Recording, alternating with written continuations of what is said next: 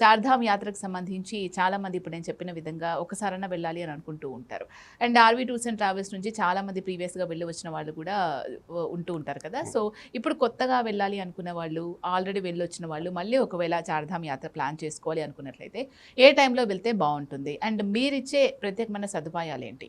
చార్ధామ్ యాత్ర అనేదండి మనకి ఇయర్ మొత్తం ఉండదన్నమాట.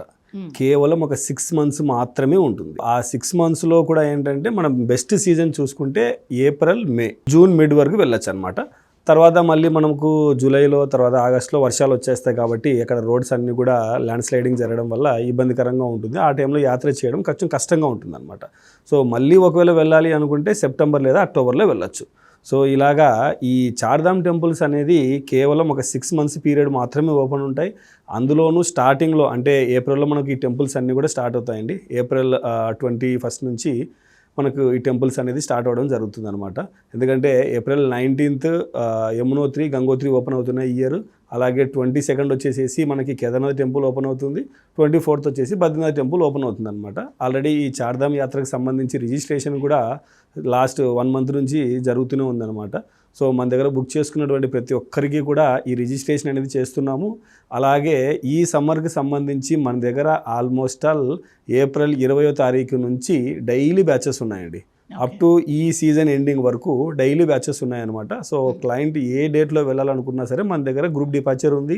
అలాగే ఒకవేళ కస్టమర్స్ ఎవరైనా సరే ఒక గ్రూప్ ఆఫ్ పీపుల్ ఒక 10 మంది ఉన్నాము, మాకే సపరేట్గా వెహికల్ కావాలి అంటే కూడా మనం గ్రూప్లో జాయిన్ చేయకుండా సపరేట్గా వాళ్ళ వరకు ఒక వెహికల్ ఏర్పాటు చేసి కంప్లీట్ ఫెసిలిటీస్ అన్నీ ప్రొవైడ్ చేస్తాం అనమాట. ఎలా అంటే ఇప్పుడు ఢిల్లీలో వాళ్ళని పికప్ చేసుకున్నప్పటి నుంచి రిటర్న్ మళ్ళీ ఢిల్లీ వచ్చేంత వరకు వాళ్ళతో పాటు ఒక మేనేజర్ని ఇవ్వడము, అలాగే ప్రతి దగ్గరలో వాళ్ళకి ఫుడ్ ఏర్పాటు చేయడము, అలాగే ప్రతి బేస్ క్యాంప్లో కూడా మనకు కిచెన్ టీమ్ అనేది ఉంటారు. అలాగే అక్కడ సీనియర్ మేనేజర్స్ కూడా అందుబాటులో ఉంటారనమాట.